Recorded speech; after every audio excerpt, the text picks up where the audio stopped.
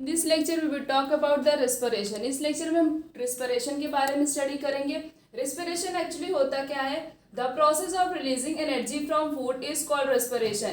Process मतलब energy का release होना, कहाँ से? फूड के पार्टिकल्स जब ब्रेक डाउन होंगे उससे जो एनर्जी रिलीज होती है उसी प्रोसेस को क्या बोलते हैं? रेस्पिरेशन बोलते हैं। जैसे इक्वेशन देखते हैं, फूड प्लस ऑक्सीजन। फूड और ऑक्सीजन क्या होते हैं? क्योंकि फूड के पार्टिकल को ब्रेक डाउन कौन करता है? ऑक्सीजन करता है ब्रेक डाउन। ठीक है, फूड और ऑक्सीजन जब आपस में मिक्स करते हैं तो किसका फॉर्मेशन करते हैं? कार्बन डाइऑक्साइड, वाटर और एनर्जी। क्या हो रहा है? एनर्जी रिलीज हो रहा है ना बाई प्रोडक्ट के फॉर्म में। तो यही जो एनर्जी रिलीज हो रहा है जब फूड के पार्टिकल और ऑक्सीजन आपस में कंबाइन हो रहे हैं, ये ऑक्सीजन फूड के पार्टिकल को ब्रेक डाउन कर रहा है, उससे जो एनर्जी रिलीज होती है उसी प्रोसेस को बोला जाता है respiration. Then the process of respiration which release energy take place inside the cell of the body। ये जो respiration का process हो रहा है जिसमें एनर्जी रिलीज हो रही है, ये प्रोसेस कहाँ पे हो रहा है? बॉडी के अंदर हो रहा है। It is also called cellular respiration. इसे सेलुलर रेस्पिरेशन भी कहा जाता है। कहीं कहीं सेलुलर रेस्पिरेशन भी लिखा रहता है, तो कंफ्यूज नहीं होना, सेलुलर रेस्पिरेशन को ही रेस्पिरेशन भी कह सकते हैं।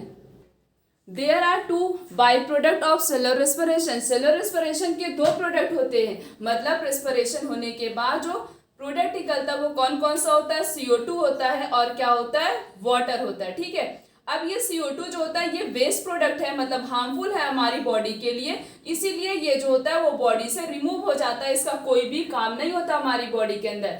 दूसरा बाई प्रोडक्ट होता है वाटर। वाटर हार्मफुल सब्सटेंस नहीं होता है, इसका यूज किया जाता है किसमें? रेस्पिरेशन के प्रोसेस को कंटिन्यू करने के लिए।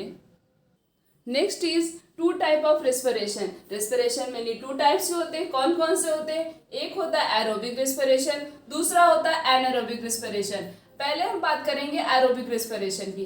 एरोबिक रेस्पिरेशन होता क्या है? The respiration which use oxygen is called aerobic respiration. ऐसा रेस्पिरेशन जिसमें ऑक्सीजन को यूटिलाइज किया जाता है तब जाके फूड के पार्टिकल ब्रेक डाउन होते हैं, उस प्रोसेस को बोलते हैं aerobic respiration. In this glucose food is completely broken down into CO2 and water. इसमें क्या होता है? एक ग्लूकोज का मॉलिक्यूल जो होता है वो ब्रेक डाउन होता है और CO2 और वाटर का फॉर्मेशन करता है।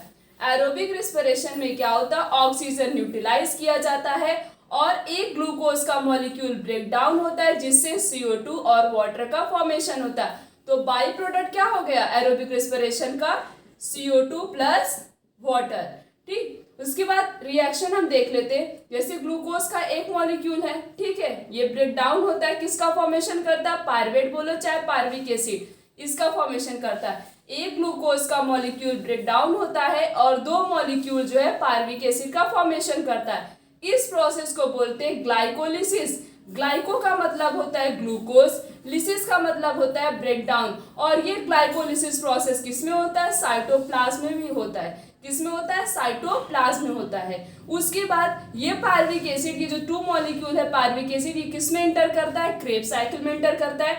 ऑक्सीजन की प्रेजेंस में ये प्रोसेस होगा। ठीक है, और ये प्रोसेस होता किसके अंदर है? माइटोकॉन्ड्रिया के अंदर होता है। और उसमें किसका फॉर्मेशन होता है? 6 CO2 का फॉर्मेशन होता है, 6 कार्बन डाइऑक्साइड बनते हैं और 6 मॉलिक्यूल वाटर जो है वो रिलीज होता है। 38 ATP एनर्जी रिलीज होता है। कितने ATP एनर्जी का फॉर्मेशन होता है? 38 ATP। तो सोचो, एक ग्लूकोज का मॉलिक्यूल ब्रेक डाउन हो रहा है और कितने ATP मॉलिक्यूल का फॉर्मेशन कर रहा है? 38 ATP। जैसे क्वेश्चन में पूछा जा सकता है कि एक ग्लूकोज का मॉलिक्यूल ब्रेक डाउन होता है तो उससे कितने ATP बनते हैं? कितने ATP बनते हैं? 38 ATP। अब बात करते हैं कि एरोबिक रेस्पिरेशन एक्चुअली होता कहाँ पे है।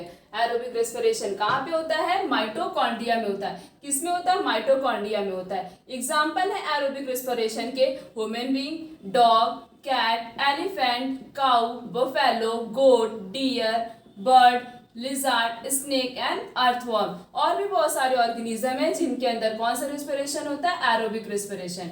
देन नेक्स्ट हम बात करते हैं एनारोबिक रेस्पिरेशन की। The respiration which take place without oxygen is called anaerobic respiration. अब जो ऑक्सीजन की प्रेजेंस में होता है उसे तो एरोबिक रेस्पिरेशन कहते हैं, और जो ऑक्सीजन की एब्सेंट में होता है तो उसे क्या बोलते हैं? Anaerobic respiration. Then in this respiration the micro organism, इस रेस्पिरेशन में जैसे कुछ माइक्रो ऑर्गेनिज्म, जैसे हम बात करें ईस्ट की, ईस्ट ब्रेक डाउन ग्लूकोज के मॉलिक्यूल को ब्रेक डाउन करता है किसके अंदर, इथेनॉल और CO2 के अंदर, और क्या रिलीज करता है, एनर्जी। इसमें क्या हो रहा था, एरोबिक रेस्पिरेशन में इसमें ग्लूकोज का मॉलिक्यूल ब्रेक डाउन हो रहा था, किसका फॉर्मेशन करता है, CO2 और वाटर का फॉर्मेशन। और एनारोबिक रेस्पिरेशन में किसका फॉर्मेशन होता है, इथेनॉल प्लस CO2। याद रखे रहना बच्चों, एरोबिक रेस्पिरेशन में किसका फॉर्मेशन होता है, CO2 और वाटर का। एनारोबिक रेस्पिरेशन में किसका फॉर्मेशन होता है, इथेनॉल और CO2 का। इक्वेशन देखते हैं, जैसे कि ग्लूकोज का एक मॉलिक्यूल जो है वो ब्रेक डाउन होता है किसमें, किसका फॉर्मेशन करता है, पायरुवेट या पायरुविक एसिड। दो मॉलिक्यूल जो है किसका फॉर्मेशन करता है, 2 molecule of the pyruvic acid. इस प्रोसेस को क्या बोलते हैं, ग्लाइकोलिसिस। ग्लाइको का मतलब होता है ग्लूकोज, लिसिस का मतलब ब्रेक डाउन। प्रोसेस होता है किसमें, ग्लाइकोलिसिस, साइटोप्लाज्म में। ठीक है, अब ये जो पायरुविक एसिड है 2 मॉलिक्यूल का, ये ब्रेक डाउन होगा एब्सेंस ऑफ ऑक्सीजन। ऑक्सीजन की एब्सेंस में होता है ना एनारोबिक प्रोसेस, किसके अंदर होता है, ईस्ट के अंदर, जिसे फर्मेंटेशन भी कहते हैं। अब ऑक्सीजन की एब्सेंट में जब ब्रेक डाउन होता है पायरुविक एसिड, तो किसका फॉर्मेशन करता है, 2CO2 H5OH, that is ethanol. किसका फॉर्मेशन करेगा, इथेनॉल का।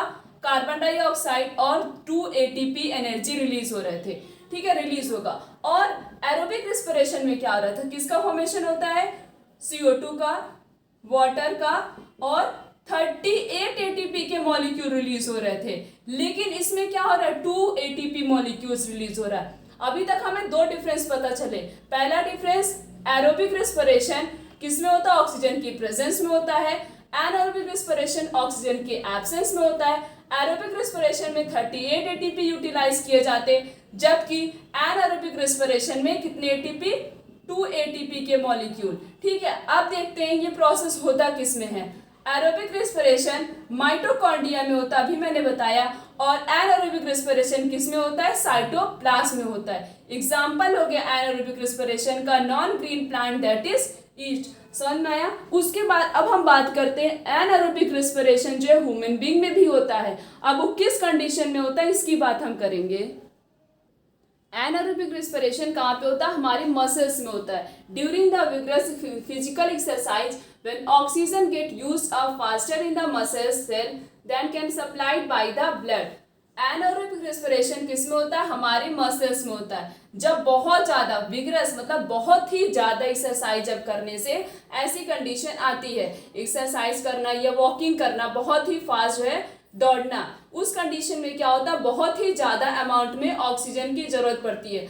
तो लार्ज अमाउंट में ऑक्सीजन जो है हमें मिल नहीं पाता है, जिसकी वजह से हमारी मसल्स में क्या होता है, जिसकी वजह से जो है वो लैक्टिक एसिड का फॉर्मेशन होने लगता है। जब बहुत कम ऑक्सीजन हो जाता है हमारी मसल्स के पास, तो किसका फॉर्मेशन होता है, लैक्टिक एसिड का फॉर्मेशन होने लगता है, जिसकी वजह से एक्यूमुलेशन बहुत ही ज्यादा, जब लैक्टिक एसिड हमारी मसल्स में हो जाएगा, जिसकी वजह से मसल्स क्रैम्प, मतलब ऐसा लगता है कि जैसे जो पैर की मसल्स है वो क्या होगी, वो ब्रेक डाउन हो जाएगी, मतलब फट जाएगी। अब ये रिएक्शन होता कैसे, जैसे ग्लूकोज का एक मॉलिक्यूल है, ये साइटोप्लाज्म में ये प्रोसेस होता है, ब्रेक डाउन होता है ग्लूकोज का एक मॉलिक्यूल किसमें, pyruvate, which is known as pyruvic acid. 2 molecule pyruvic acid का फॉर्म कर रहा है। इस प्रोसेस को क्या बोलते हैं, ग्लाइकोलिसिस बोलते हैं। अब ये जो पायरुविक एसिड है ये एब्सेंस ऑफ ऑक्सीजन, क्यों, क्योंकि मसल्स टिश्यू में हो रहा है, ऑक्सीजन सही से मिल नहीं पा रहा है जब बहुत ज्यादा हम फिजिकल एक्सरसाइज करते हैं। ठीक है, तो ये प्रोसेस ऑक्सीजन की एब्सेंस में हो रहा है। किसका फॉर्मेशन होता है, लैक्टिक एसिड का। किसका फॉर्मेशन हो रहा है, लैक्टिक एसिड का, और ATP के 2 मॉलिक्यूल रिलीज हो रहे हैं। ठीक है, तो अगर कोई बात करे, कोई पूछे कि एनारोबिक रेस्पिरेशन जो है कहाँ पे होता है ह्यूमन बीइंग में, तो कहाँ पे हो रहा है, हमारी मसल्स में जो है एनारोबिक रेस्पिरेशन होता है, जब लार्ज अमाउंट में ऑक्सीजन पार्टिकल हमारी बॉडी को नहीं मिल पाता, उस कंडीशन में जो है ऐसा होता है। ये सिर्फ और सिर्फ ह्यूमन बीइंग में नहीं होता है, ऐसी कंडीशन एनिमल्स में भी होती है जब उन्हें सही से अमाउंट में ऑक्सीजन नहीं मिल पाता है। Difference between aerobic and anaerobic respiration. अब हम बात करेंगे एरोबिक और एनारोबिक रेस्पिरेशन के बीच में क्या डिफरेंस होता है। पहले हम बात करते हैं एरोबिक रेस्पिरेशन की। Take place in the presence of oxygen. Aerobic respiration किसकी प्रेजेंस में होता है, ऑक्सीजन की प्रेजेंस में होता है, जबकि एनारोबिक रेस्पिरेशन जो होता है वो ऑक्सीजन की एब्सेंस में होता है। ठीक है। उसके बाद complete break down of food particle, इसमें एरोबिक रेस्पिरेशन में क्या होता है, फूड के पार्टिकल पूरी तरीके से कंप्लीटली ब्रेक डाउन हो जाते हैं। बट एनारोबिक रेस्पिरेशन में partial break down of food particle, food के पार्टिकल सही से ब्रेक डाउन नहीं होते हैं।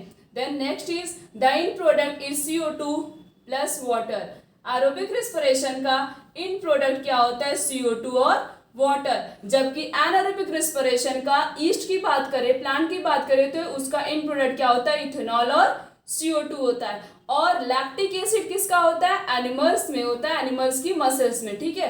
उसके बाद take place in mitochondria, aerobic respiration mitochondria में होता है, जबकि एनारोबिक रेस्पिरेशन किस में होता है, साइटोप्लाज्म में होता है। एक डिफरेंस हम और लिख सकते हैं, aerobic respiration large amount of energy इसमें प्रोड्यूस होता है, कितना होता है, 38 ATP मॉलिक्यूल्स प्रोड्यूस होते हैं, जबकि एनारोबिक रेस्पिरेशन में 2 ATP मॉलिक्यूल्स प्रोड्यूस होते हैं। ये है डिफरेंस किसके बीच में, एरोबिक और एनारोबिक रेस्पिरेशन के बीच में।